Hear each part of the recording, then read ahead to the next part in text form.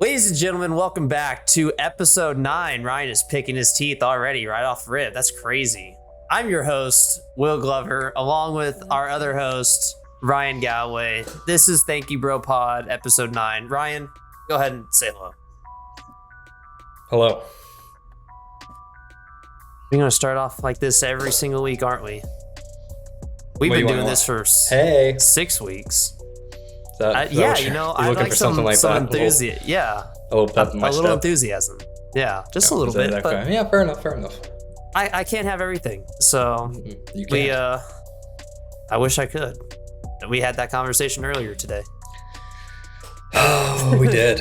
You know what I'm talking about. So that was one of the conversations of all time. Maybe the conversation of all time. Now that I'm thinking about it.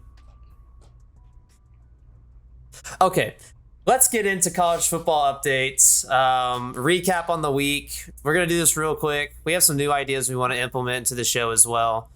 Brian, what a game in Dallas. I mean, had everything you could ask for. Obviously, I still believe Texas is the better team, just you can't have two first quarter turnovers.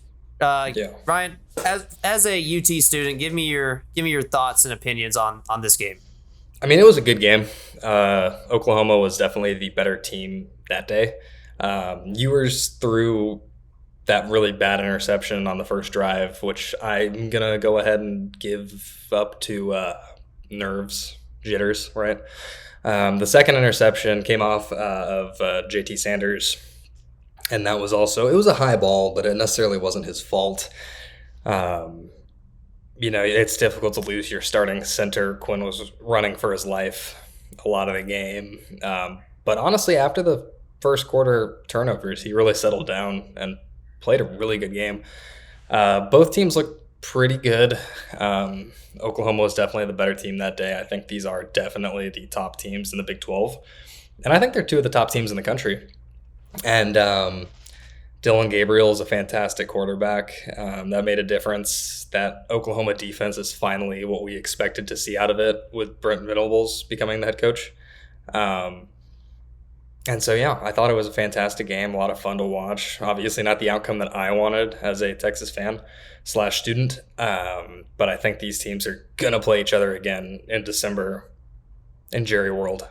And, Yep. I'm not going to make a prediction just yet, but it is difficult to beat the same team twice. We saw that in 2018 after Texas won at the Cotton Bowl. And, Oklahoma did what Oklahoma did afterwards. Yeah. So I'm not too worried. As a Texas fan, I'm not hanging my head. Oklahoma was the better team that day, but that doesn't mean Texas is not still one of the top teams in the country. Yeah, I completely agree. And I thought Texas was the better team all the way up until that final drive where the defense just melted down. Not something that we've been accustomed to seeing this season in Steve Sarkisian's defense, but it's something that we've seen a lot in the past. Texas fans can obviously hope that that gets fixed. They got a bye week, so now they have time to rest up, which is a much needed bye week for sure. I think OU and Texas are probably 4 and 5 in the country, where they should be ranked. Obviously, Texas dropped down to 9 and OU is at 5. But like you said, it's hard to beat the same team twice. We're going to see them play in December. Hopefully, OU's ranked 4. Hopefully, they don't lose to OSU in Stillwater. That is a huge trap game, and I think that's the biggest trap game of the season for any team. OSU has a lot to play for in that game. They have nothing to lose, but they have a lot to gain. So that'll be a very fun game to watch. Texas is going to, knock on wood, Texas is going to win out. There's no one that challenges them. There's no one near as good. They needed that win desperately, but it's not over because the winner of the Big 12 championship is going to get that 4th spot in the college football playoff as long as OU does not lose to OSU. If both those teams win out, the winner is going to the playoffs in that December game. Yeah, no doubt. So moving on, Georgia finally proved that they were the number 1 team in the country. It took them 6 weeks to do that, but now I'm convinced. They beat a really good Kentucky team, and they didn't just beat them; they kicked their ass. And so I'm convinced. All right, I've been a big I've been a big Georgia hater all year, but Georgia's number 1 and Michigan is number 2. They both beat pretty solid teams. Minnesota's not that good, but it's hard to go to Minnesota and play. And Michigan not only beat them, but dominated them. So Georgia 1, Michigan 2. Is this where this is your top 2 as well? Yeah, I have Georgia back at 1, Michigan stays at 2, and Ohio State and Oklahoma 3-4. That's fair. Yeah, Ohio State going down 10-0 early, but Ohio State's the worst starter. Every single game, I think. Every single game they've been trailing to bad teams, and then they come out in second half just dominate. Yep, and I'll tell you this too. USC is completely out of my top 10. Oh, 100%. There's no way you can go triple overtime? Was it? Yeah, there's no way. Arizona's one of the worst teams in the country. Yep. No disrespect. And, Caleb Williams is still the best player in the nation, but he's the only he is that team. Yeah, 100%. I mean, they have good weapons. They have good receiving core. They always do. But yeah, that defense is pathetic. It is such an abysmal team. But at least we're all seeing it now. And I don't think they have a bye next week, but I know their other Pac-12 counterparts are playing, and so it's just going to prove to us that USC is third, fourth best maybe. I know there's a lot of speculation going on about that one, but you're absolutely right. You hit that one on the head. So moving forward, obviously the big game is Oregon-Washington this week. I don't know who wins there, honestly. Ryan, help me out. I got Washington. I think Washington is the most complete team, and I've been waiting. I want them on my top 4. I've been waiting for them to give me an opportunity to do that, and I think that they're going to beat Oregon and give me that chance. I like, obviously, what Michael Penix Jr. is doing. Love their coaching, offense, defense. They're solid on both sides of the ball. I just think they're better than Oregon, and that's no shade to Oregon. I think Oregon's a great team as well. Yeah. But Washington is the team in the Pac-12 this year, and I think that they are going to find their way to the playoff as long as we don't see them fall victim to Pac-12 cannibalism, which we see every year. Yeah, that's true. That's another thing that happens in the Big 12 quite often as well. Yeah, I don't know. I have a good feeling about Oregon, though, but it's kind of hard to bet against Penix Jr. He's got 2,000 passing yards, 16 touchdowns, 2 picks. I mean, that's honestly better counting stats than Caleb Williams. He's Penix is the Heisman frontrunner. So it'll be tough. It is in Washington, so good luck, Oregon. That's all I gotta say. But that's gonna be a fun game to watch. 2:30, the Pac-12 plays in the daytime. Isn't it beautiful? We don't have It's weird. We don't have to watch USC go to triple overtime at 12:30 in the morning. What a miserable idea it was to move Pac-12 games to that late at night. But anyways, moving on. NFL had some good games this week. Bears looked really good on Thursday. My Rams looked decent until the second half. You know, Jared Goff looks like an MVP candidate. That's cursed. I haven't said that since 2017. We'll get to that. Patriots, you got to burn the team down, man. Look at that face. Isn't that sad? There's no comment from Ryan, man. and then lastly, because Chiefs and Vikings was a good game, the Vikings should not be 1-4. That's just It's a fluke 1-4, and there's really nothing more than they're just tough schedule and unlucky. They've just been unlucky. Kirk Cousins has been arguably top 5 quarterback all season. Yeah, he has, and I think they'll figure it out. I mean, 1-4 is a tough start. Their 1-4 is very different than the Patriots 1-4. Yeah, all of their games have been close. I mean, they lost by 3, 6, 4, and 7. I mean, that's all. It's one play. They've lost by 1 play every single game. And then, they got the Bears, so that's a win. Yeah. That'll be good for Minnesota. And then they got the Niners, which is a loss, and then Packers. So we'll see. We'll see how they recover. Luckily in the NFL, losing 4 games off the bat is not the end of the world, unlike college, where it's over if you do that. So no stress for them. That'll be a good game tonight. Packers Raiders. Who do you got tonight? I got the Packers. I like Jordan Love, and I think that they're going to turn things around. Aaron Jones being out sucks for them and for me, my fantasy team. Patrick Taylor, let's see what you got, baby. Patrick Taylor, pickup of the week. Yeah, so we'll see what happens with that. But yeah, I don't know. I'm not high on the Raiders at all. I don't think that Devontae is Devontae, but other than that, I don't see it. That's fair, and I think Jordan Love's a pretty good quarterback. He just needs to get his legs under him, and I think that's I think the Packers are in good shape. Experience. Packers are a few pieces away and a little more experience away from being a really good team. But going back, the Eagles look like the second best team in football. Just kind of flashing back. The Dolphins beat up on the Giants. A lot of games just don't matter. I want to talk a little bit about the Lions because they're 4-1. Obviously, like I said earlier, Jared Goff looks like an MVP candidate. Montgomery is insane. And then they also have Amon-Ra, but Amon-Ra was out. So, and they beat up on them without Amon-Ra St. Brown. Where do the Lions stand in the picture, in the big picture? Is it too early for me to give you one of my hot takes? No, go ahead. And for the viewers who don't know, we were planning on doing hot takes after we gave a recap. But Ryan is eager, and I'm eager to listen to this one. So, Ryan, go ahead. Give me your hot take. I got the Lions in the NFC Championship this year. Really? That is a hot take, man. We're starting off really hot.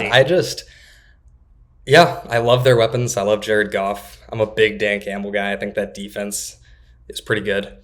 And you know what? Damn it, they made me a believer. I don't think they go to the Super Bowl. They could. I don't think they go to the Super Bowl. I don't think they're but I like the Dolphins. I like the Dolphins. I like the Dolphins out of the AFC. And for the NFC, I'm looking at the Eagles. But then I said, hold on. Dolphins. Not the Dolphins. The Lions. I'm getting my animals confused. There you go.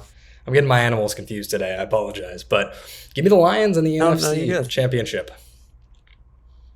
That is a hot take. You better hope they don't play the best team in football, the 49ers, in the first round. That's all I'm saying. Brock Purdy, ironically enough, is leading the best team in the NFL. That's the only thing that can stop him. Well, Brock Purdy was going to lead him to the Super Bowl last year until he got hurt and couldn't throw anymore. That's fair. That is fair. Niners, I think they're leading in differential. Most points scored and least points given up, I'm pretty sure. Besides maybe the Bucks for least points. Yeah, the Bucks. And the Browns. But the Browns' offense is trash. So it's very bad. Deshaun Watson is not the same Deshaun Watson he used to be. But let me adjust the mic real quick. Sorry about that. Lions could do it. They better not play. It has to be a Niners-Lions championship game, though. I think the Lions can get around the Eagles, maybe. But you have to remember, the Eagles now have not championship, but they have Super Bowl experience. So I would never count out Jalen Hurts. The same as I would never count out Patrick Mahomes over in the AFC. So things like that. But Jared Goff also has Super Bowl experience if you go way back. So Rams legend against my Patriots. That was an awful Super Bowl, and you know it. It was a defensive masterclass. It was great for you. Did you enjoy really watching 13 total points? I enjoyed watching the Patriots win. You did not. Yeah, I enjoyed watching Tom Brady hoist that trophy. It should have been Goff, bro. It was never Goff. It was never Gurley, bro. Todd Gurley. I'm trying to find on eBay a Todd Gurley jersey back in the St. Louis days, or the Color Rush jersey. That one goes hard. That one goes insane. So Ryan gives hot take. Well, I like it. I think that's a great hot take. And I kind of want to ride that hot take with you, honestly. That could be our hot take. Well, you coined it. I'm not going to own it yet. All right. I need to see a little more. The Lions still have their work cut out for them. They got to go play the Bucks, who are at the top of the conference too. And they got to go play at the Ravens. They're lucky they get to play the Bears twice later on in the season. And the Broncos. So those are free wins. They at least get 3 more wins this season. Well, yeah. They did lose. They did lose one of their top corners to an ACL tear. That is going to hurt them later on. Mm-hmm. But besides that, I mean, it looks like it's a very mature team, very disciplined. Like you said, Dan Campbell masterclass. We love masterclasses here. We love Dan Campbell. There's a lot to like. So yeah, I like that. And then lastly, I want to talk about some pretenders. And the biggest pretender is the Dallas Cowboys. We have finally seen. I mean, we've seen this for years. Dak Prescott's true colors. Dak Prescott. Great guy. Ryan, go ahead and give us a rundown on why Dak Prescott might be one of the worst quarterbacks in football. Where do I start? I'm going to start calling into question his IQ. You know, maybe he needs contacts. Maybe he needs to wear some glasses, some goggles out there. But little Jameis Winston. He can't throw to an open receiver to save his life. He can't look down the field. The arm strength, I question it. You know, he's starting to get up there in age. So where he was, I don't know if you'd ever call Dak Prescott a dual threat, but he could definitely make plays with his legs when he needed to. We haven't seen much of that, especially since his injury. Yeah. He's just not a winning quarterback either. I don't think he's mentally strong, and I don't think that he's the guy that can I think that the majority of starting quarterbacks in the NFL would do better for the Cowboys than Dak Prescott does. I think if you put Mac Jones on the Cowboys, I knew you were going. They win more games. I think. Well, let's not. I know it's tough right now as a Patriots fan. Mac Jones. I dog on Mac Jones all the time. I think he's in a really bad situation. Oh, he is. No I doubt. think he's. I mean, we saw what he was a few years ago. He was pretty good. He's not the best quarterback in the world. Definitely not. I think he's top 10 in the right situation. Maybe the Cowboys would be a right situation. Can the Cowboys trade for a QB like Mac Jones? They wouldn't. Jerry Jones wouldn't. But here's my thing also.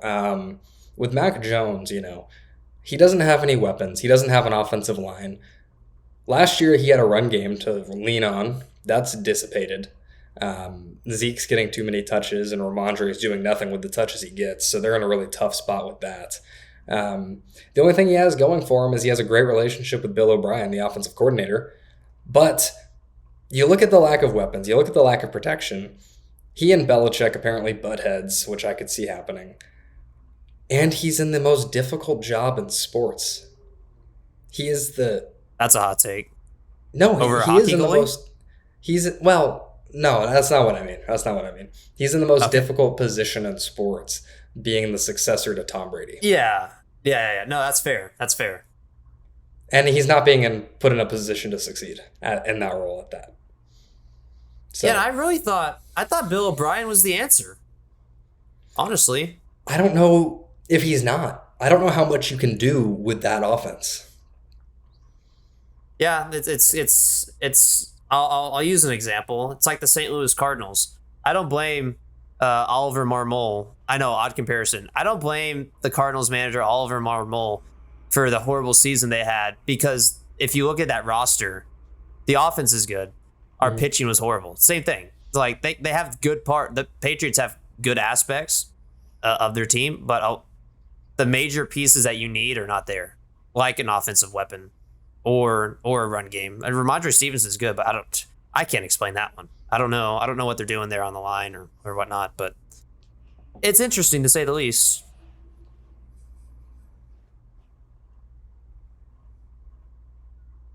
Yes.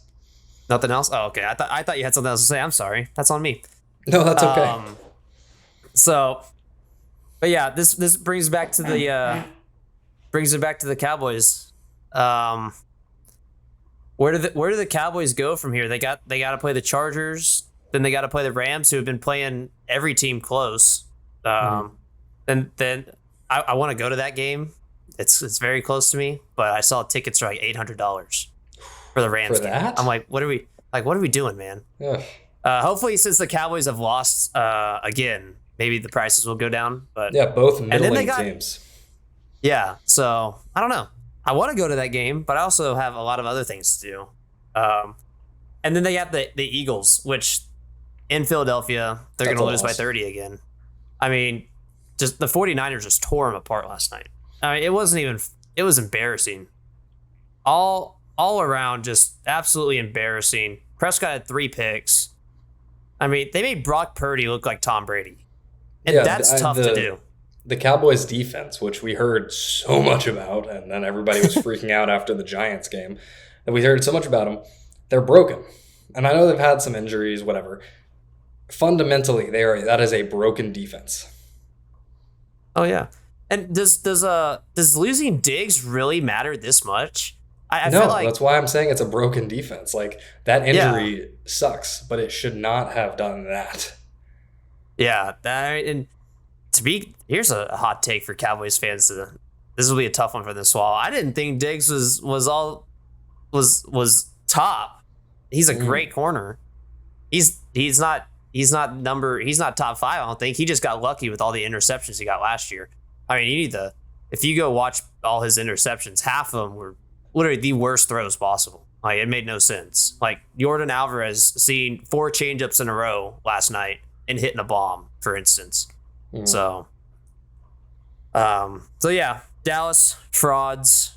I got nothing else from there. We'll stick in Dallas and we'll switch. We'll switch to MLB.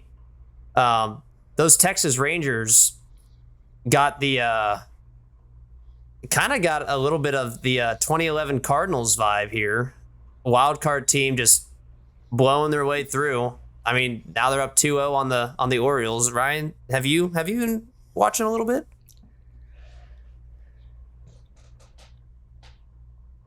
Part of me, as a Red Sox fan, is just absolutely eating up the AL East teams being 0-5 in the playoffs this year. It's you love to see it. We were getting clowned for not making it that far, as were Yankees fans, and so we can sit together and enjoy this. Because the Orioles, you won 100 games. Good for you. The Cope's wild, man. What else you gonna do? You gonna do anything else with that? You want to go further? No? Just, okay. Well, here's your regular season award. Clap it up. Good job, Orioles. You did it. You did it. You really got, man, look at that. Don't go too far off screen. I have to edit you in. Man, that was a lot of pent up anger. I'm sorry you had to deal with that, man. Yeah, no. Yeah, well, I I saw the Orioles play in person this year. That's right, you did. They were And a we good beat team. them. They won. And we beat them. No, that's right. Walk-off. On that walk-off. Yeah, that was cool. I remember I was like the one game I watched in the American League this year, just because I had a lot of other things to do. It was a good game to watch. It was. That was exciting. I ain't gonna lie. We like that. We like yeah. that. The American League East 0-6, not good. I mean, there's really me watching as a Cardinals fan. There's nothing to do here. Phillies look good, up 1-0. Diamondbacks, Dodgers, man, you really make me look bad. I don't know what I'm talking about with baseball anymore. The only thing I got going for me is the Astros, but they lost last night, so Yeah, they did. all my predictions are kind of are starting to hit the fan. I had the Rays going to the LCS. Now they're not even making the LDS. It goes on. So, Brian, do you have one big major league playoff prediction? Does it have to be hot? No. You can. Oh, okay, cool. You have the Braves win it all. No, I like the Astros. Okay, yeah. I like the Astros winning it all.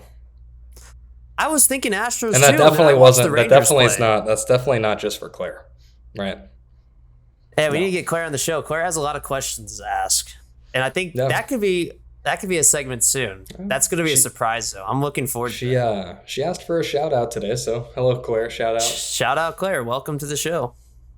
We need to get her on. We need to get her on the show soon so we can accomplish what we have planned to be doing. Yeah. Ooh, excuse me. Goodness. Do you like that one? You're disgusting.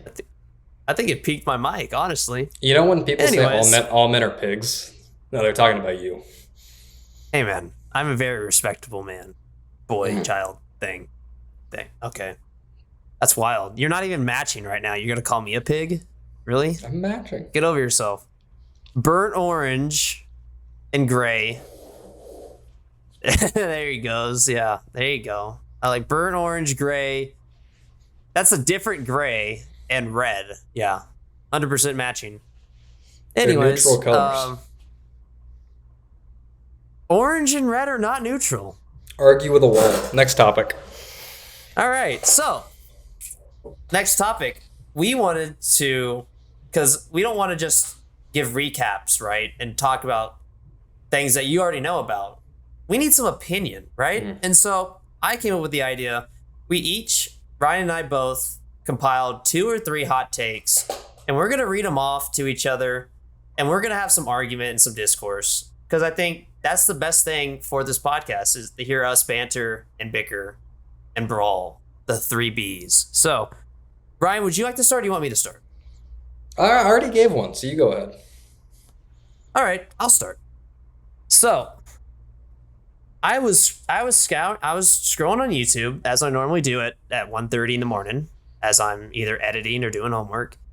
And this poll, 270,000 votes from Inspired by Hoops. Shout out to them. This poll, it says, who do you think ranks higher all time? And I'm like, all right, let me see the players. It's Tim Duncan. All right, so now you know it's a top 5. It's a top 5 matchup. And Shaquille O'Neal. And before I even clicked on it, I was like, this seems like this is going to be a pretty close race, right? No. 33% voted for Tim Duncan compared to the 67% of voters who chose Shaquille O'Neal greatest of all time. Now, let me tell you why that is so wrong. And then we'll have Ryan. Ryan's kind of a hater for both. So there's no... He favors Tim Duncan a little more. I know that because Lakers. But Shaq is a Celtics legend too. But anyways,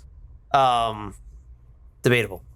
So here are my reasons why Tim Duncan is not only better than Shaquille O'Neal, but significantly better than Shaquille O'Neal. I know Shaquille O'Neal is the most dominant player in his prime in history. But one, Tim Duncan's longevity, first and foremost, more consistent throughout his career, was able to bring a championship to his team later in his age 36 season. He's a 5-time champ to Shaq's 4. He's a 15-time All-NBA to Shaq's 14. He's a 15-time All-Defensive player, which is number 1 all time. Shaq has 3 of those, so that doesn't even come close. Tim Duncan's a much better defender. Ryan, look at Ryan already. This is good. They both have the same Finals MVPs. Duncan's a 2-time MVP over Shaq's 1. Duncan also has 157 playoff wins to Shaq's 129, and Duncan's the 3rd most winning player in NBA history at 1,001 regular season wins to Shaq's 819. Now, for those stats alone, you can argue for accolades, Tim Duncan is a much better player than Shaq, and he's top 4 in my opinion. He was also one of the more skilled big men in history, being able to pretty much have his way in the post whenever he wanted it, through the fade, through an up and under, through anything like that. Shaq, all he could do was back someone down and dunk. All right. That is there you go. I got Ryan up off his phone. Ryan, go ahead and start. What the hell? Let's start here. Shaquille O'Neal is the single most talented player in NBA history. We're going to start with that. He is the most athletic player in NBA history. Whoa, hold on. I got to interrupt. What? He's not the most talented NBA player. He can't shoot. basketball, half of it's shooting. He didn't need to. He came up in a different era. And then, okay. But regardless. And athletic LeBron James is the most athletic player in NBA history. He would get bodied in every category by Shaq. Have you seen Orlando Magic Shaq? I thought about it. Yeah. Orlando Magic Shaq in like 99-000 Shaq was a freak of nature. Yeah. Get ready to censor me. I'll give you that. I'm gonna hit the swear button right now. All right, go ahead. Swear button. You look at Shaquille O'Neal in Orlando and in early LA. You look at those highlights and you just say, it's the most absurd thing you've ever seen. It's insane. No one compared to him. He had no competition at all. Probably would have won in Orlando. Well, he should have won in Orlando. Looking at you, Nick Anderson. But regardless, I mean, the only thing holding Shaq back was his work ethic. But to just say so easily that Tim Duncan is better than Shaq, I think is absurd. They were fantastic in their own categories and in their own right. I think Shaquille O'Neal is the most dominant player of all time. Easily. Okay. He just embarrassed people on a basketball court like we've never seen before. I would argue. So you're saying dominance as in single-handedly? Yeah, single-handed physical dominance. Like he broke not his team performance at all. No, we're not counting team performance here. Okay, so that's no, fair. And I think he had a lot of bad luck in his career as well. That's yeah. I can agree with that. Obviously, he should have won. He should have won one in Orlando, but you also look. LeBron should have won one. Tim Duncan should have won an extra. No, stop. If his body didn't give up on him when he was on the court, it was weird. It was like Shaq, KG, Ray, Rondo, Pierce. Yeah. Well, when he was on the 36, he was I think he was 38, but he was number 36. Yeah. But when he was on the court, you could tell he had slowed down a lot, but he was still like bringing it, and it was like, wow, he can still go. And then he couldn't. His body broke down. That's what happens when you're 330 pounds, 7'1". That's fair. I do wish. Imagine Shaquille O'Neal with Kobe Bryant's mentality. Well, that would be the greatest player in NBA history. Yeah.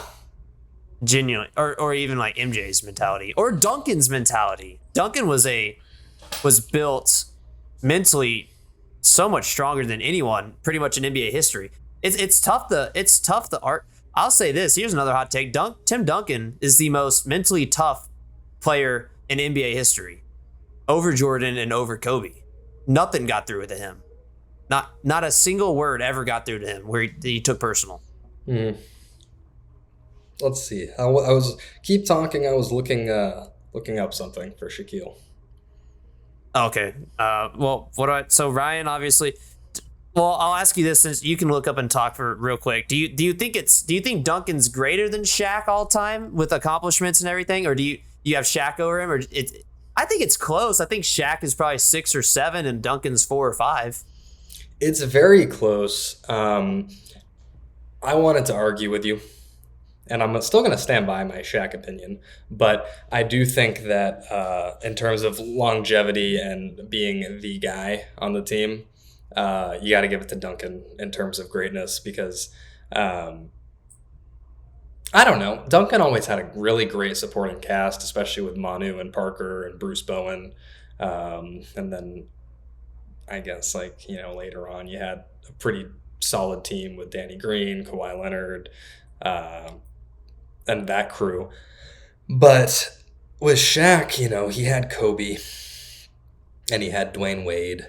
And he had Penny Hardaway, and he had LeBron, and he had Steve Nash. I wouldn't call LeBron. That was a bad team. That wasn't bad. Obviously, it wasn't LeBron's fault. But we're gonna nix the Cavs there. I wanted to bring up some LeBron, Le Glorious King, defending, but I'm gonna save that for later. Maybe we can work on that in a month. You know where I stand with LeBron James. But Brian, go ahead and Give me what you got. You said you were looking up something. You got that? Yeah. Well, no, I mean, just look at. I was just gonna pull up all of his stats and accolades, and it's really difficult to argue with that. He averaged for his career 24 points a game, and 3 blocks a game. He was dominant on both sides of the ball, and I think that. I don't know. I always have. There's a soft spot for Shaquille O'Neal in my heart, but I'm gonna actually transition that over, as I've been praising Shaq, with my new hot take, which is that Hakeem Olajuwon is the greatest all-around center of all time. Okay, so you have it over Kareem.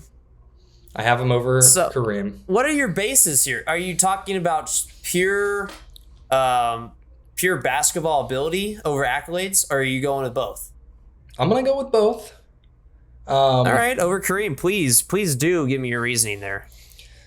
Well, first of all, Hakeem revolutionized the game for big men. He was doing post moves and scoring like we had never seen before. Well, we didn't see it, but like people had seen before. You go to look at his achievements. Obviously, he won those 2 championships when Jordan was out of the league, but he still won them. But he was dominant on both sides of the ball for so long, right? And he's also a Toronto Raptors legend. But you look at the stats, 2-time NBA champion, finals MVP both times, 94 most valuable player, 12-time All-Star, 2-time defensive player of the year, 9 all-defensive teams, twice the rebounding leader, 3 times the blocking leader. And also, because I love it, you got to look at what he did in college too. That's fair. That was a really good Houston team with him and Drexler. Yeah, thank you. I was like, why can't I not think of him? I mean, it's that's a take. You're gonna say he revolutionized scoring when Kareem Abdul-Jabbar perfected the hook shot? Yeah, I take the dream shake over the sky hook every day. I strongly disagree. The sky hook is what got Kareem to hold that number 1 spot for forever until last year. Glorious King. God. No, but I also take into account the level of competition. Hakeem played some pretty outstanding talent, and That's obviously fair. He was going head to head with players like Jordan and Shaq, dominant Shaq as well. Yeah. I think I'm gonna stick with Kareem here. I like your. I'm looking at the stats here. I mean, Kareem's got more block champs, more defensive teams, more rebounding. Quadruple double. More rebounding champs. Apologies. Well, David Robinson got a quadruple double. So you want to put David Robinson in the top 3? No, I'm just. Yeah, I didn't. It just fits my narrative. It just fits my narrative. No, that's fair. Tim Duncan should have had a triple double in the finals. We can talk about that again. Shaq never had that. Anyways, Yeah. me coping. I mean, that's something. They're pretty much identical. I think you swap eras, and I think they play the same way. But yeah, I'll give Hakeem this. He was in a much better era, and no disrespect to those who played in the 70s, but it's kind of hard to compare the 70s to Michael Jordan era. This is my fault, and I should have done this. Kareem and Hakeem played each other for 5 years. Do you have comparisons on that? I don't, and that's why I'm saying that's my bad. Kareem, let's be fair to Kareem here. He was at the end of his career when Hakeem was at the beginning. I mean, they overlapped when Hakeem was 22 and Kareem was 36 was the first year they played each other. Or 37, my bad. I would say that's pretty tough to do. I also think Hakeem's teams were not as good as Kareem. especially when he was on the Lakers. Not a shot. I mean, I'll give Hakeem had the carry. He had the hard carry his whole career. Kareem had help, and a lot of help. I feel like Kareem for top tens all time. Hakeem's in there. Obviously, Kareem's in there. I think Hakeem's really the only one of my top 10 who really didn't have much help throughout his career. I know he had. I don't want to be like. I don't say that loosely because I know it had like Vernon Maxwell, and Clyde Drexler, but those are no Pippins, Ginobili's, like Kobe's, you know.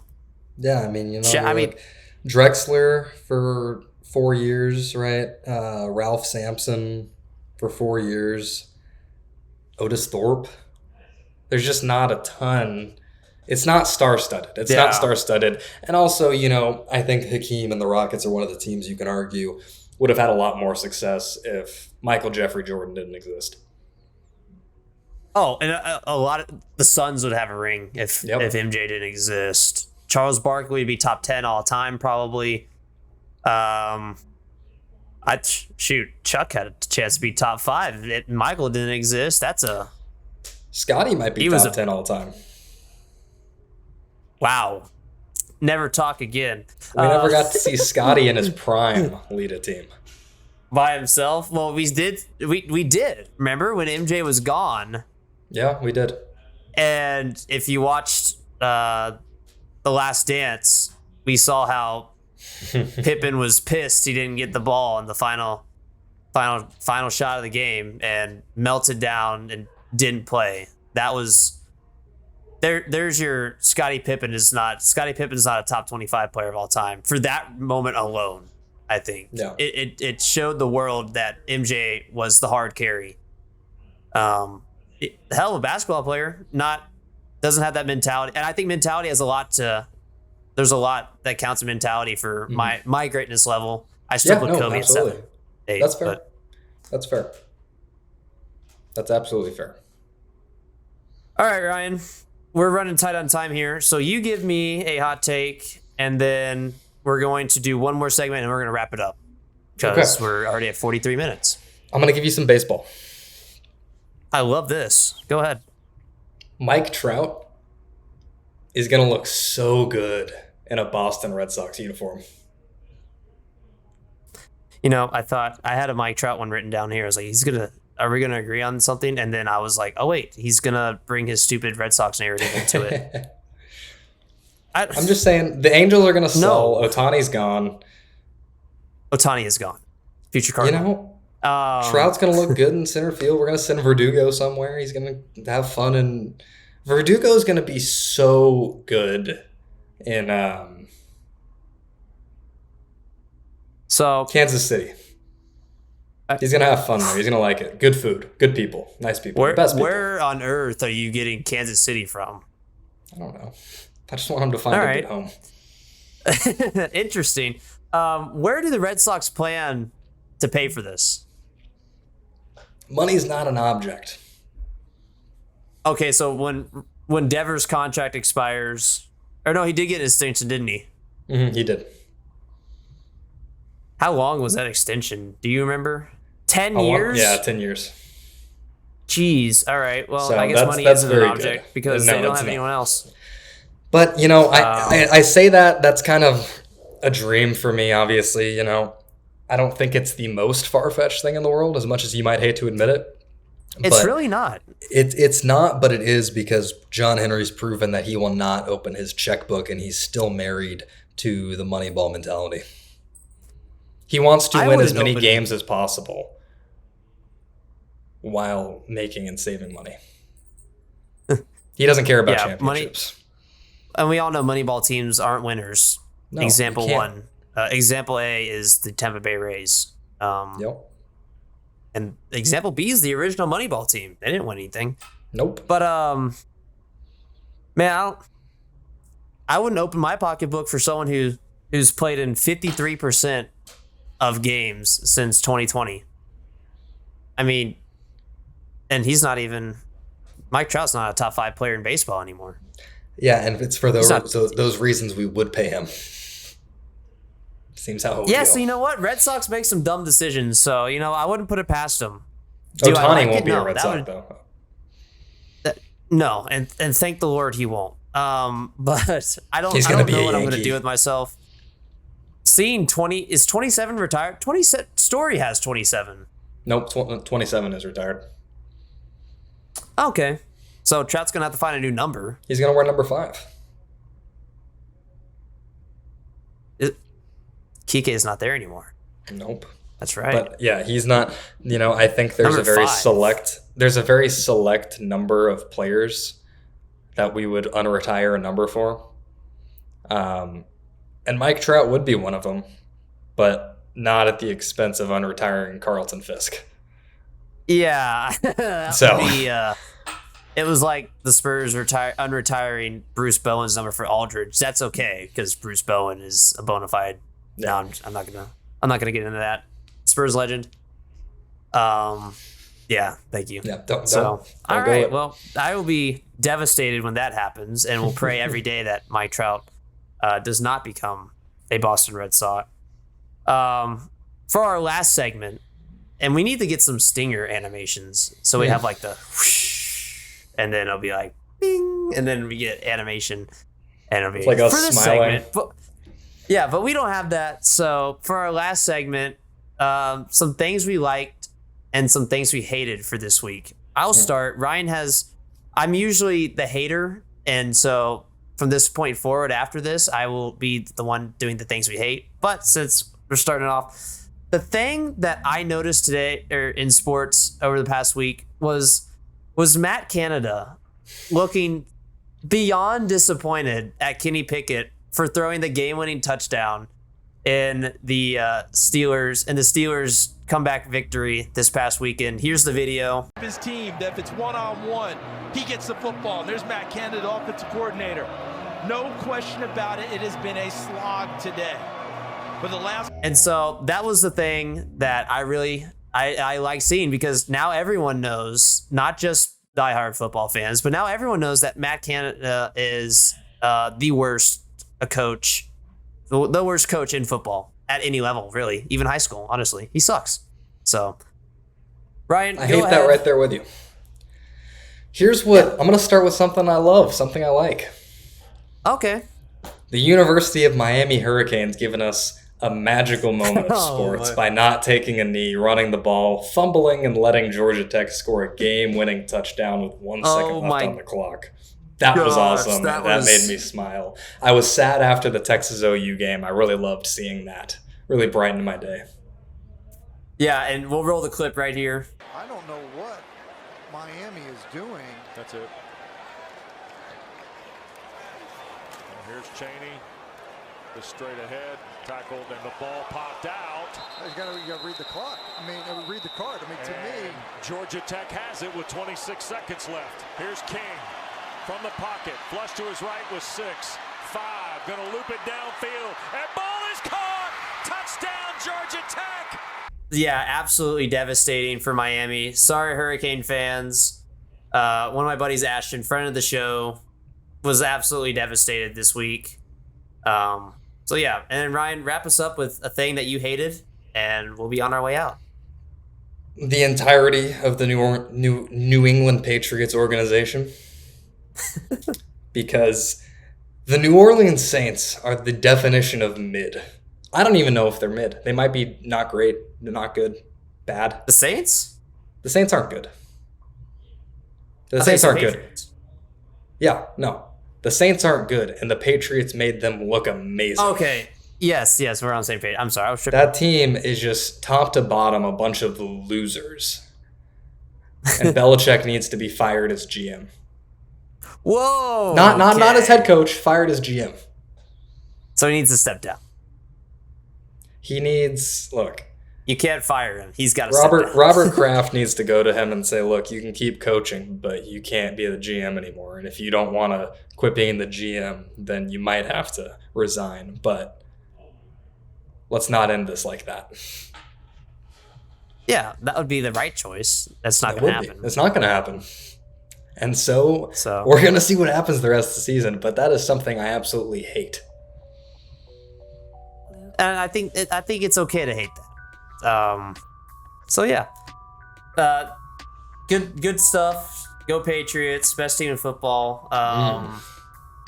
Sorry about that. So yeah, that's gonna conclude our show. 51 minutes. That was supposed to go a little shorter. Apologies for that. Ryan, go ahead and get us out of here.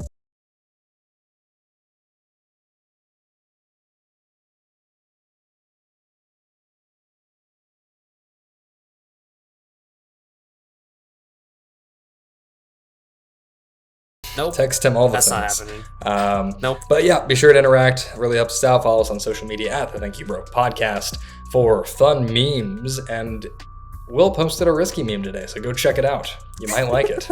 Anyway, thank y'all so much, and we will see you back here next week.